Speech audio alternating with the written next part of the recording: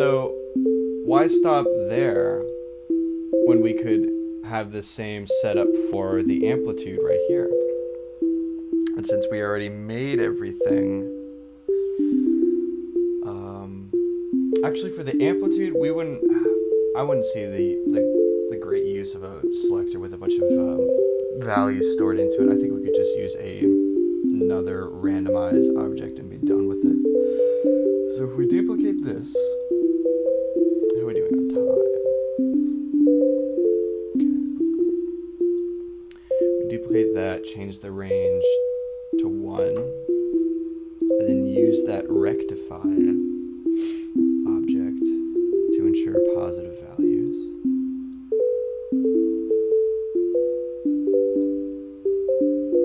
Hook that up there. We should be getting random.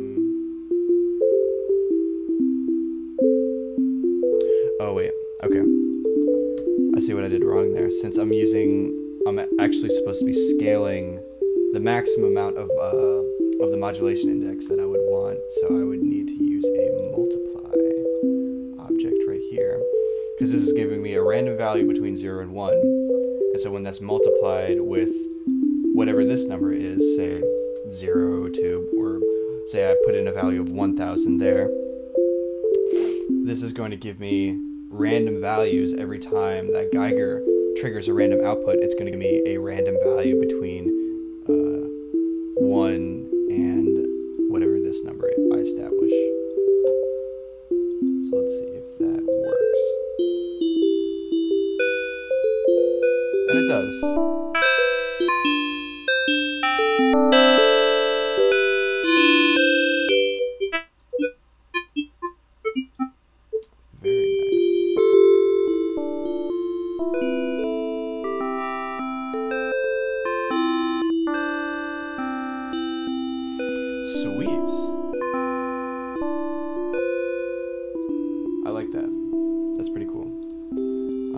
So from there, it's just a matter of what you want in the instrument itself. If you want to go so far as to create envelopes for, or to create an amplitude envelope for the modulation oscillator, that would be pretty awesome. It would give it a very nice characteristic.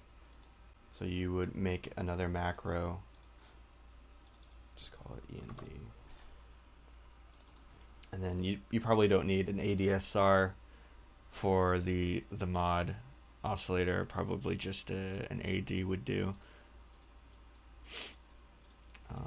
This input is giving you the maximum value that you want it to reach. So you put it into the A right here. Output amplitude, and then duplicate that. Label this trig. Connect the trig input there into this pro input, and then output it right there. Control, create control.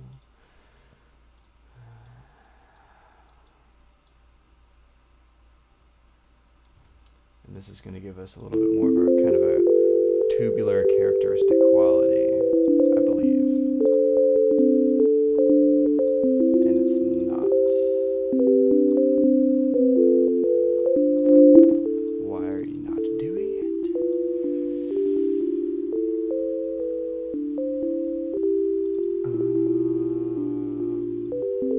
Oh, okay. So, yeah.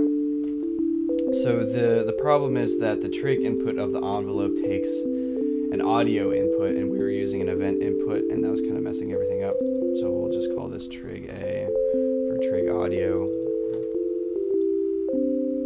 Hook that up there, and then everything should be hunky-dory. Yep, sweet. And we can kind of get rid of this math right here. Put this right here.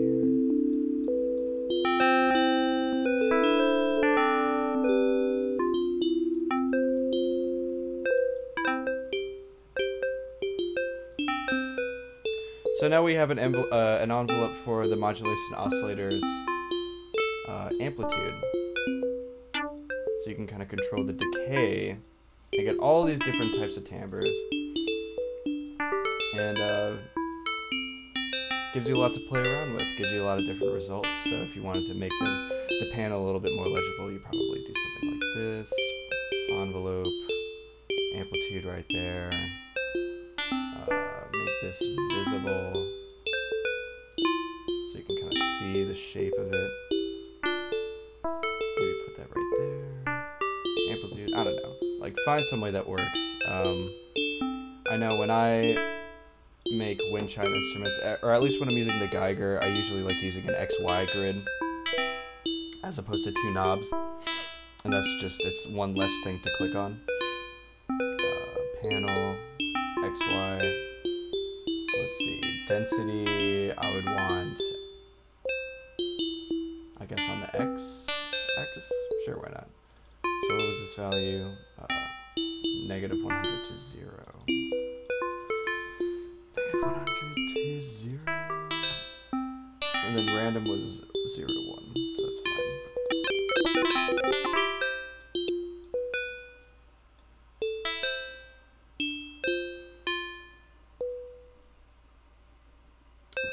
Cool, so now we have it so that the X controls the density. So if the x-axis or the x value is all the way to the left, you'll get very sparse notes. And then as you continue to bring the crosshair towards the middle, the results will be a lot more dense and there will be a lot more notes.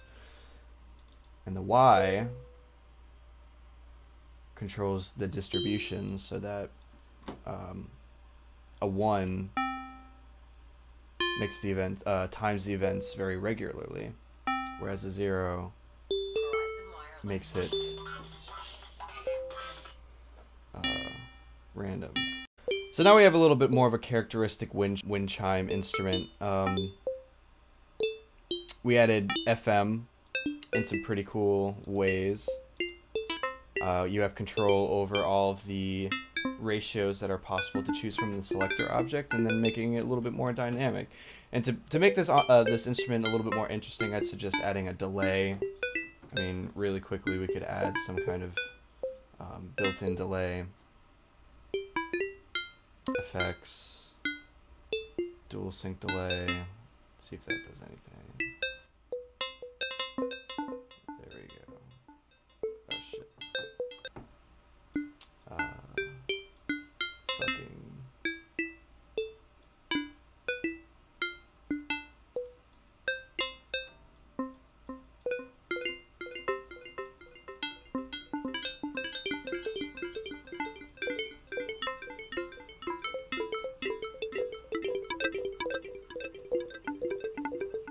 So that's a little bit more trippy. And I hope you enjoy this latest episode of Reaktor.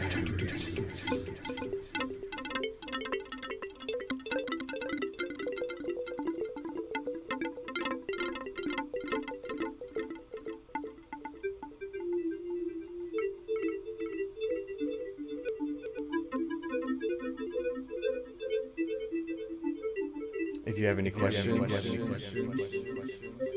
please don't hesitate to ask on YouTube. So yeah, I'll see you all later.